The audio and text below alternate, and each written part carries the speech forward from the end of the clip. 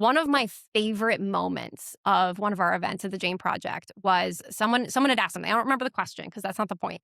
Someone asked a question, and a woman in the back of the room who was breastfeeding at that exact moment raised her hand to answer it. And she's breastfeeding and demystifying venture capital for Yeah. this entire room. And it was perfect. I don't think I'll ever forget that moment Yeah. because it's like there's no reason for the boxes or the definitions of who does what in our ecosystem. No.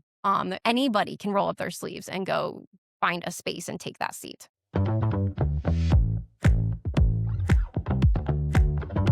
Welcome to the Venture Cafe Phoenix podcast, an extraordinary podcast. I am your host, Alex Koupal. Today, we have in studio a Venture Cafe community member who has been with us since the beginning. She is a powerhouse entrepreneur, a marketing genius, and a co-founder, CEO of Majic Branding, as well as the co-founder of Jane Project. We're going to learn a little bit more about today, which I'm excited about. And she is a true example of how things happen at Venture Cafe and how community can power your business. I want to welcome to the mic today the extremely talented Kaitlyn Fitzgerald. Thank you so much. I'm Yeah. really excited to be here. And as you know, a big fan of the Venture Cafe community. Yeah. Well, I want to know a little bit, every person we're bringing on this podcast is, how did Venture Cafe come into your life? And what was that catalyst to get you through the door? Gosh, so I'm from Arizona, born and raised. Went to ASU, go Devils, and then went out. And as I was starting my consultancy, our agency, Mhm. we had relocated to Northern California. So I Okay. spent 2020 and part of 2021 in Northern California, and then came back to Arizona. Was excited to come back to my roots. We started businesses here. It's a really great state to start businesses in, as we all know. And got down and was sitting here like, okay, we work with startups, we work with innovators, purpose-driven organizations, and I went to go reconnect with the innovation community. I Yeah. spent my college years in the innovation community here. I spent my early career in the innovation community, but in true spirit of innovation, things change really Yeah, fast. they And do. so I went and I said, okay, what is it going to look like to re-engage and rebuild some of those connections? And as I started exploring and I started having some conversations with folks out here, Venture Cafe really stood out as the place, the gateway Mhm. into the ecosystem. And so it just seemed like a natural thing to do. It's like, well, I'm going to start joining Venture Cafe. Yeah. And I will say it was like post-pandemic, I was rusty, Yeah. and you're I think like, everybody was. yeah. And you're We like, were one of the oh, first events back. I'm going to get back out there. I'm going to talk to people, shake hands and network. Yeah. And, being a few years removed from having been in the innovation ecosystem in Arizona, it was like a room full of faces that I didn't feel super familiar with. Yeah. And so what I love about Venture Cafe is the open environment it provided for me to warm back up, to kind of Mhm. shake that dust off, and to have really meaningful conversations. It was a Yeah. phenomenal place to re-engage. I love that. That's exactly why we have Venture Cafe, was to break those silos, to create that community. And I know something that, our major sponsors, the City of Phoenix, the ACA, uses Venture Cafe for, is Mhm. to bring organizations internationally in, to get them familiar with the ecosystem and the people. So I love that you were able to see that from the beginning, and it's something, we wanted to create for sure. You mentioned back to your roots. Are you a local here in Arizona? I am. I grew up in Gilbert. I went to high school in Chandler, and then I went to college at ASU. Nice. And Yeah. how did you end up in California? Well, my family is from Monterey. My parents Okay. met at Monterey High School. And we were here in the pandemic. It was hot. It was June. And I looked around, and luckily we have a place to go stay out in California, and nobody else was there. So we thought, Yeah. well, we're going to go spend the quarantine out there where it's a little less hot. Yeah. And so a little bit of a snowbird experience. But we kept feeling drawn back to the desert and drawn back to this community. And in particular, of course, when we were looking at what our careers would do next, Yeah. I mean, is there a better place to start a business than Arizona? No. I mean, that's why I moved to Arizona. I moved to Arizona before it was cool to move to Arizona from California in 2005. But it was because I was in school in Fresno, Ah, ended up in LA, thought I'd get some big ad agency job because I had got my degree in marketing and sales, was living in my car.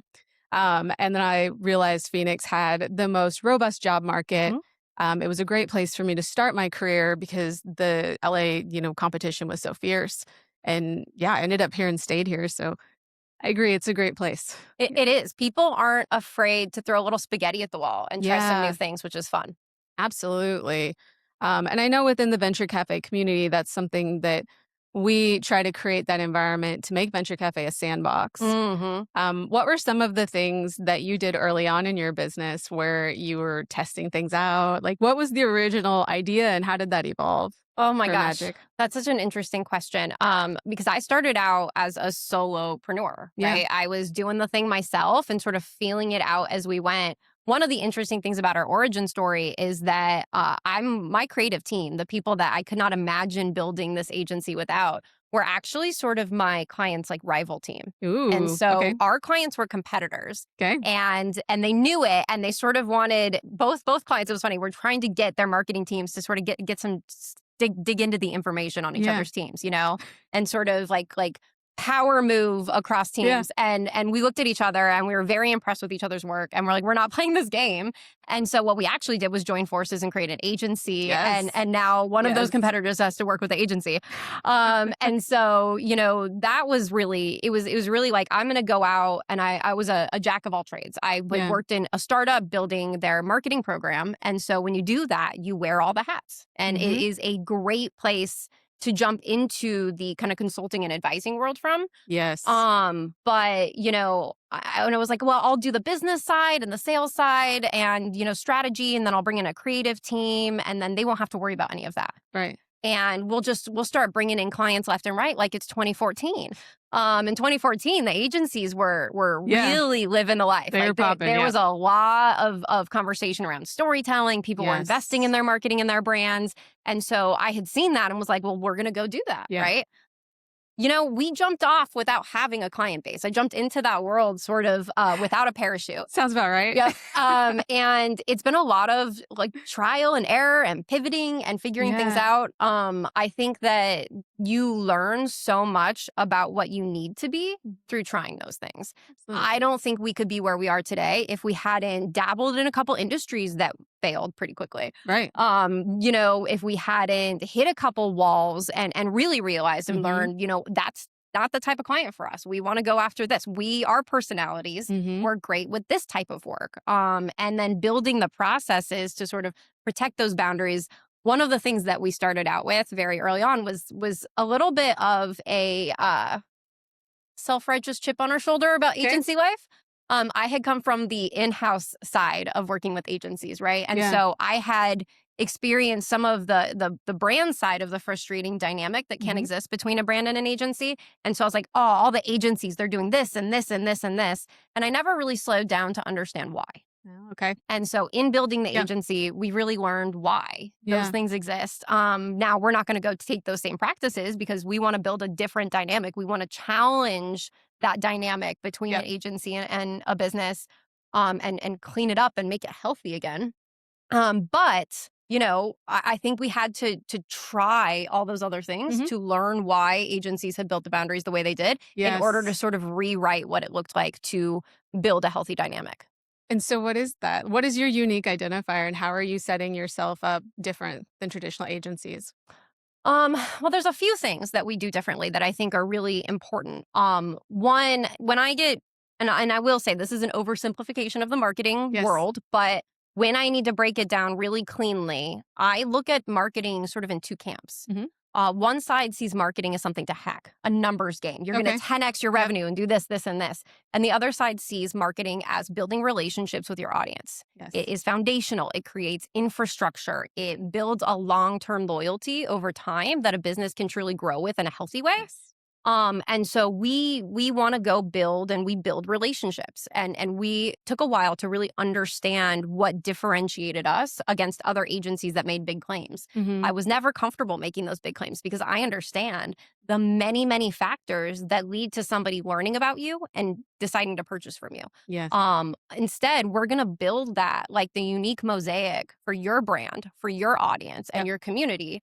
And that's bespoke, that's hands-on. And it's not Yes, it is. something that, it's not something that you want to do No. quickly or rush through. Yeah. And you talked about building that brand in the culture. I think something people forget, and as a business consultant, I see often is what you're putting out in the market is what people are seeing internally, and it actually impacts your brand and culture with your staff, Yes. the people you attract, the kind of employees you bring in. And I think Mhm. a lot of us forget that as founders or business owners, that like the way we market is our personality and how people perceive us and how our team behaves.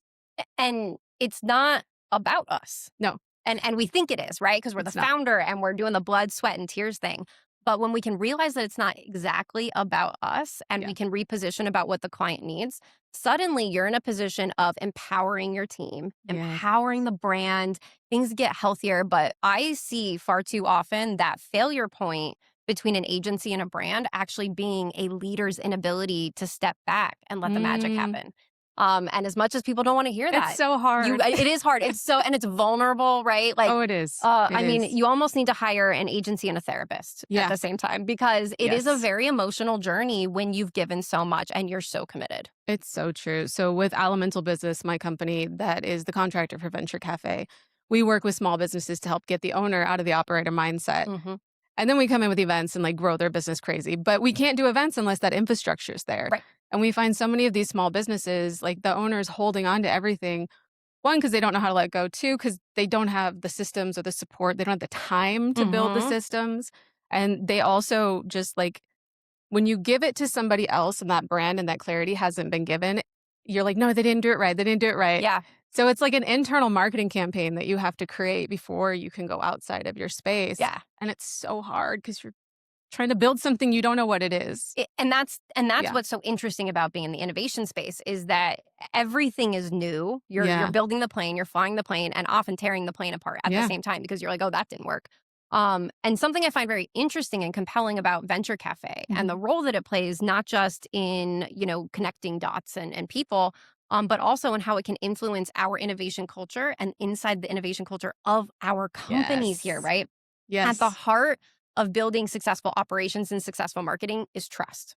Yeah. And so if we, and I see this all the time at Venture Cafe, can Mm. build trust-giving relationships among each other, we can actually start to feel that we can trust our teams Yes. and we can trust the agencies, the vendors, the people that we bring in to help amplify the work that we do. So I think at the heart of it is trust. It's so true. I mean, I say all the time with other people within the community, Venture Cafe is not your competition, we're your amplifier. Yes. And we can't do this without all these other amazing organizations that do the same thing. Yeah. And much like your story with your, co-founder, sometimes it's better we can do more together Yeah. than us fighting each other for the same clients and not having bandwidth or time. Completely and 100%. Yeah. And I think there is this way that, when I first went to Venture Cafe, Forbes was emceeing at the time. And the way that you set the stage, Yeah. we come from an industry where set and setting is everything, right? Mhm. So the set and setting that is Mhm. established at Venture Cafe, I think reinforces that culture of trust. It does. And it creates that space, that safe space. And so I get that's one of those powerful elements that needs to be protected and Yeah. we need to embrace. And all of us continuing to show up is part of how we can grow that. And it impacts our businesses directly. And I Mhm. think sometimes we forget that the ecosystem that surrounds us impacts what we do on our day-to-day For sure. in tangible and intangible ways. Yeah. And when we brought Venture Cafe to Phoenix, so Venture Cafe is a global organization. And the reason Venture Cafe was created is because when they looked at all of the successful ecosystems like Silicon Valley, New York, some of the common denominators or the things that made them successful was how often founders and entrepreneurs came together every week to share ideas. And in these ecosystems, it was 30 minutes a day. Mm-hmm. When we did the same study here with Startup Genome for Phoenix, it was 30 minutes a month. Oh, Yeah, so that's the genesis for Venture Cafe. We Mhm. wanted to create a weekly place, at least boost that 3 or 4 times, Yeah. right? And then hopefully those relationships continue outside. Yeah. And again, like having these other organizations that others would say are competitors, they're not. Those are more connection points, more contact points, more opportunities. And we invest, more investors come to the state, more people bring money, like more people stay in the state. So it's so important that we break those silos because that is a key indicator to success Yeah. for an ecosystem and for any business too. And again, it's a jumping off point, right? Yeah. As you talk about the different groups in the ecosystem, from Venture Cafe, and because we've done a lot of work in the sustainability space, in the climate tech space. From Venture Cafe, it was, Clean Tech AZ and really working with the different groups and going to those meetups that were more niche. Yep. But the heart of it was spun out from Venture Cafe. Yeah. And I work with a couple different initiatives here in Arizona, all focused on building the state we want to be in and supporting the state for innovators. So Femtech Arizona is another group, right? When we sit down for Femtech Arizona, and the women running that are incredible. Oh my gosh, they're fantastic. Amazing. So shout out to them. Yes. But when we sit down and we brainstorm on how to rally the community, how to engage folks, how to create support for the Femtech ecosystem, Venture Cafe is always in the conversation. It's always brought up. It's one of the first places you should go to establish that you're here, right? The Jane Project, where we're teaching women on the world of VC and really trying to change how funding decisions get made in the world of VC by changing who makes those decisions. It's the same thing. We'll be speaking at Venture Cafe, I think, next month? Yeah. Which, again, it's that heart. If you're going to establish something in the Phoenix innovation ecosystem and you skip over Venture Cafe, you've completely done it the wrong way. You need to start there, and you need to keep coming back there. I mean, I'm a little biased, but yes. Third party here, no bias. Yeah. No, and it's so true. I mean, all the organizations you just mentioned too have had like weekly meetups with us, or Femtech AZ we did Tech Week with. We want to be a soft landing point for these organizations to get in front of 18,000 people to build what they're building, right? And if you're just with us for one night or you're with us for a year, it doesn't matter. But like the idea is like, go fly. Like, let's be your incubator for these connections. So that's really beautiful that you feel that way too, because it's definitely what we wanted to create. I see it working. I really do. I was a leader, a student leader at an initiative at ASU called Changemaker Central. And it is a convening place for social innovators, for people who want to work in the service space, for entrepreneurs. We would bring folks together, and it was the university version of Venture Cafe, right? And so to get to see that in the real world, because something I felt when I went into my first job was like, where is that space? Where do I connect with people that get as hyped up about the next big thing as I do? And coming back to Arizona and finding that had been established was such a gift. Yeah. Well, thank you. And the people who come to Venture Cafe are why it continues to be the way it is.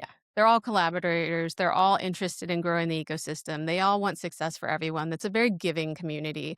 And, one of our favorite questions that we always ask is, how can we help you? Because we want to make it, community driven forward, and making sure that, that's a message throughout. And it's not, hi, my name is Alex and I'm a business consultant. And what do you do? Ugh, I know. It gives me the ick. I can't do it. It's great. I've done it for years. But also, it doesn't build those genuine connections or trust. It's the trust factor, right? Right? Yeah. And we're so much more than our job titles, right? Yeah, we are. And so when you go to a space where it's, okay, well, what's the interesting thing that you're working on that you're passionate about, right? Like what are you nerding out about today? What is running right now in the back of your head while we're having this conversation? Let's talk about that. And that's the kind of conversation I've been able to have at Venture Cafe. Like they're weird conversations. They're interesting conversations. And it's very different. Again, there's a time and place for all those other ones, but I just love that we really draw out some of the most interesting people that we have here. Yeah, and I love that you said nerd out, because it is definitely a bunch of nerds. Oh, yeah. Us included. Yeah. Oh, yeah. And like to be able to talk to somebody about neuroscience and the next minute turn around and talk about art, and then turn around and talk to somebody else, like in high level detail. Yes. You get this amazing creativity that comes out of that. And being able to kind of massage those areas of your brain you don't get to do throughout the day. So, and as an agency owner, I get angles and perspectives and factoids, that I can bring into the strategy work I do with clients. And like the number of times I'm like, I got that from Venture Cafe. It's like significant. Yeah. And so you mentioned you work in the tech industry as far as those are your clients, but are there specific industries or clients that you prefer to work with, that you really enjoy working with? What matters to us is that the work that we're doing in marketing is focused on a bigger picture. It's focused on making the world better, right? And a lot of people will say that, marketing often is the act of driving more consumption. Yep. And I understand that sometimes consumption is part of the impact, and there's a relationship there. So I'm not saying it's not what we do. We do absolutely sell products and services. But more importantly than that, those products and services and the missions that we support are all about improving our city, improving our state, improving the world at large. We work in sustainability. We've worked in the climate tech space. We've worked in adaptation. How are we adapting to our changing world? Yeah.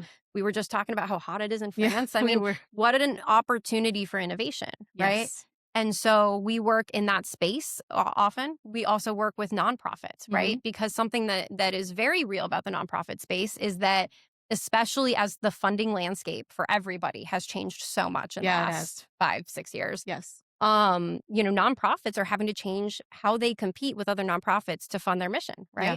And so being out there and really helping lift up those organizations that are doing the most profound and important work in the state has been a real privilege that we've had this year in particular. And so those are the directions we're going in. We're going Right. in social change. We're going in the direction of innovation for a better future, and keenly focused on sustainability, because that is a really important component of the future. It is. And as your brand has evolved and you're getting more in depth into the community, how did the idea of the Jane Project come up and what was the catalyst for that? I have to give Allie Sachs, my co-founder, all the credit for the idea. I will tell you, it was born out of a frustration of not seeing enough different faces at the table when Yes. we were talking about investment and funding for startups, right? Yep. That's women, but it's also people of color and people who are historically left out. And Allie wanted to understand why. And she went around and she asked people, what's holding us back? So she started with conversations, listening and learning, which is a great way any innovator should Yes. start.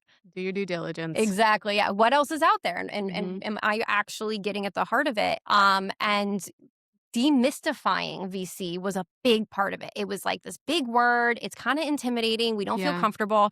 And the keywords, the lexicon of VC. Oh my Yes. goodness. I mean, it's almost never ending, and it feels like we make up new words all the time. Oh, yeah. Yeah. I can't keep up. It's And I'm hard. every Thursday in it. I have a VC certificate, and it's hard for Nice. me to keep Yes. up. And so we want to demystify venture capital Good. for people who are typically left off the cap table. Right. And Allie started by just having education events. Let's bring in a speaker. Let's have a conversation, and let's ask the type of questions that are not being asked. Let's ask the dumb questions.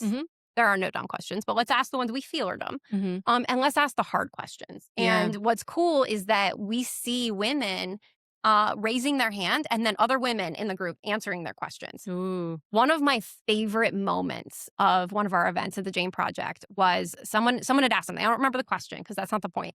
Someone asked a question, and a woman in the back of the room who was breastfeeding at that exact moment raised her hand to answer it. And she's breastfeeding and demystifying venture capital for this entire room. And it was perfect. I don't think I'll ever forget that moment. Yeah. Because it's like, there's no reason for the boxes or the definitions of who does what in our ecosystem. No. Anybody can roll up their sleeves and go find a space and take that seat. Yeah. Yeah. So, I agree. so that's where we came from.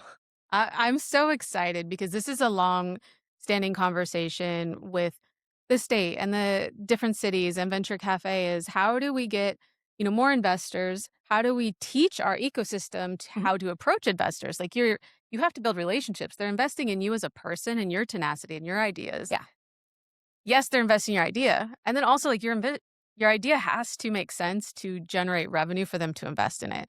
And I think and I'm going to generalize this, as women, we love to solve social problems, but we don't always think about how much money we're going to make, or we undervalue how much money we need to make. Yes. So like shifting that thought process and getting women to really understand how to compete effectively in the ecosystem to make these big changes is huge. So I love that you guys are educating and doing that because it's definitely a need. It is. And I think there's also a psychology where it's not wrong to make money as women. It's not wrong to profit. This is how our system works, right? This is how we all get to thrive together.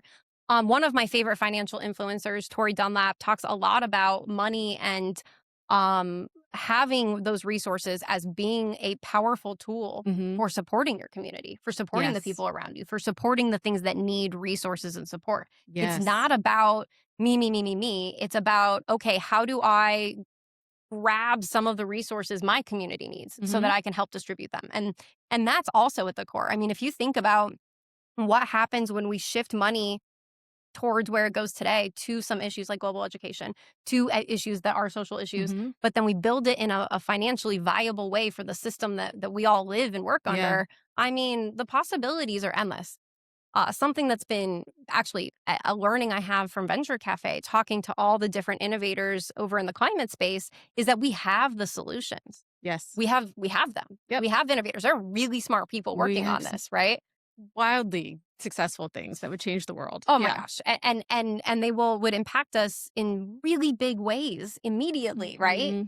And so what has to happen is we have to clear the way for those innovations. And today we have so many barriers. And so that's also what the Venture Cafe. That's also what the Venture Cafe is doing, but also what the Jane Project is doing, right? Is again, we've got our slice of the pie, you've got yours, and we're collaborating together in order to get it out there. So this is the way it has to be if we're going to, again, see that future that's going to be bright and allow us all to thrive. Yeah, I agree. You mentioned that the giving piece and that you're giving back to the community. I think that for me as an entrepreneur in a startup was so hard because I felt guilty making a profit. But when I changed my thought process of like, no, because now I can give back to this group, or I can pay Kaitlyn for her services, or I can, give people an opportunity that they didn't have. It really made me feel better. And I think a lot of times those of us who are givers, we get rewarded with just giving and being excited that we've made an impact. We forget that the dollars, we need them to be secure so that we can show up the right way for the right people. And when your cup is empty at the end of the day and you're coming from a place of scarcity, it's actually really hard to give. And it shifts your mindset in ways that are just not helpful in that pursuit. And so, we need to find ways to get the resources we need and the resources that allow, our community to rise up. Absolutely. So with Majic and Jane Project, what's next? Like, where are you going with these and what is the next thing for you? Such a good question. I think about this every day. Because if there's anything the last 5 years have taught me, it's that there's no linear path, right? And so I'm always paying attention to the signals from the world around me, from the momentum we have in different directions. At the heart of my work and my purpose is that I believe business can and should be a vehicle for good. Yeah. And I believe that nonprofits should be as stable as a business, right? And I believe in decoupling power from the funding resources for both. Ooh, yeah. Right. So as I think about that pursuit, as we think about what Majic has done and does really well, as we think about the Jane Project, as we look at the world at large, we are seeing ourselves as the place that folks turn in order to go drive that positive impact. And so more and more as we continue going along, we're going to have a strong focus on that mission-driven work. We're going to be rolling up our sleeves. We've got a couple campaigns coming out at the end of the year for a few clients that are very exciting, and really elevating and amplifying that side of our business is the direction we're going in for nonprofits and for-profits alike. Nice. And the Jane Project is a piece of that, right? Right. Because the Jane Project is just that other vehicle for advancing that impact. And so my Majic team actually gets to work with the Jane Project. And wonderful. Again, you create those synergies in order to create the efficiencies that allow you to wear so many hats. Yeah. Yeah. Oh, I'm so excited for all the things you're doing. Like being able to see the evolution in just the last 4.5 years of, you coming to Venture Cafe, we had you come speak. And then you kind of disappeared for a while. And that happens a lot with founders and entrepreneurs. I think you start building and you get so deep in the build. Yeah. And some stoked that you're back with this next iteration. Yes. And the growth there has just been phenomenal. So congratulations. Well, thank you. And thank you for seeing that. I mean, it really was. And a shout out to founders out there too, because when I suddenly found myself without a spare second to think, and going out and engaging just was a non-starter. I really kind of wanted to beat myself up a little bit about it. I was hard on myself, right? Because you miss those relationships. And so really embracing the ebb and flow, but always making sure to come back home. And that's what I would call Venture Cafe. It's my entrepreneurial home here in Phoenix. And so I will always make sure to come back home. I love that. Oh, well, welcome home. Thank you. Thank you. We're looking forward to hosting you in a few weeks at Venture Cafe with the Jane Project. sure there's lots of other opportunities for us to work together. In true Venture Cafe style, how can we help you? What do you need next?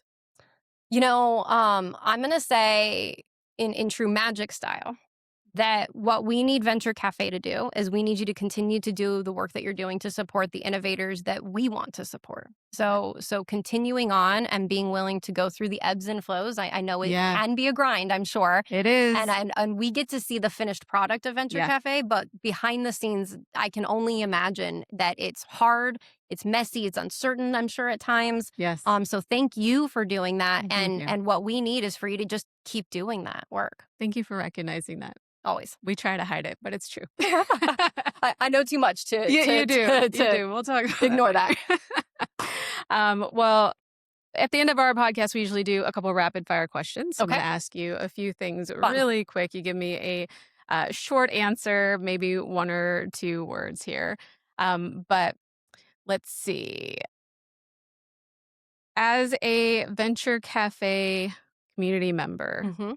what is one thing you would like for first timers to know about Venture Cafe when they get there? Everyone's nice. Ooh, Just true. ask questions. Like just walk up and talk to people. I think I had a line in my head that I would do when I didn't know the group, and I'd be like, "So what brings you here?" Because it's not what you do; it's what brought you out here today, and that's an interesting question. So Yeah. so have your line, but everybody's nice. I have never had anybody at Venture Cafe be anything other than interested in talking to me. Yeah, I agree. And we have the ambassadors there with the blue Oh, scarves they're the now. best. I love the ambassadors. Yeah, they are so friendly. Oh and yeah. We wanted to call them out so that you knew who you could go talk to, and they know. I mean, you have a 1 on your badge the first time. And Yeah. that way you know who else is a 1, and you can go talk to them and be just as awkward together, and Yeah. then you have commonality. Yeah. Shout out to Noreen. Yeah, shout out to She's Noreen, amazing. our ambassador lead. All right, and then next question would be, if you were to give one piece of advice to a founder who's starting around their brand and marketing, what would that be? The customer is the hero, not you. Ooh, yep, Or audience member if you're a nonprofit. Yeah. Or donor.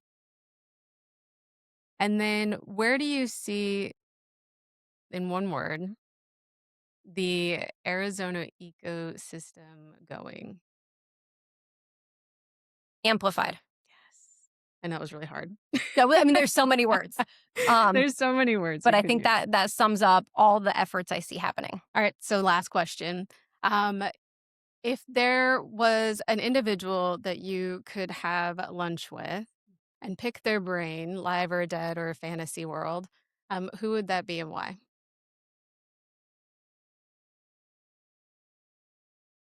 Okay, so the first name that comes to mind, I actually don't even know her name, which is terrible. But the amazing woman Uh-huh. who just got back from the Artemis 2 mission, I would Oh, love to sit down with her. yes. She has so much to offer this world from having seen it from the outside. Yeah. And I don't know if you saw it, but the Artemis 3 mission is all men. And so not only is she holding that torch for us, but she represents so much, and I can imagine has just so many interesting things. I For mean, sure. and then just tell me all your scientific knowledge. I want to hear and Yeah. nerd out with you. So yeah, I think, while that feels adjacent to business, I really think that outside perspective, looking at the world from outside of it, Yeah, has so much to offer us. absolutely. Oh, it's a good one. Huh? Well, thank you, Kaitlyn, for joining me on the podcast today. My pleasure. It's my pleasure. Thank you. I'm glad that you're reintegrated back into the community and that we're able to help support you again. And for all of you out there, thank you so much for tuning into the podcast. We look forward to seeing you on Thursdays at Venture Cafe. Thanks for tuning in to this episode of Venture Cafe Phoenix, an extraordinary podcast. Join us every week as we explore the ideas, partnerships, and people making Arizona a place to build. And if you're in Phoenix, come join us in person every Thursday from 4:30 to 7 at 850 PBC in the Phoenix BioCore, downtown Phoenix. Come as you are, show up when you can, and be part of a movement. It's free to attend, and yes, believe it or not, parking is free too. Venture Cafe Phoenix is made possible by the Center for Entrepreneurial Innovation at Gateway Community College, part of the Maricopa Community Colleges system. And it's also supported by the Maricopa Community Colleges Foundation, the organization behind Venture Cafe Phoenix and a catalyst for entrepreneurship innovation, and community building throughout Arizona. Special thank you to our legacy sponsor, the City of Phoenix, and our founding sponsors, Arizona Commerce Authority, Phoenix Bioscience Corps, Arizona State University, and Wexford Science and Technology.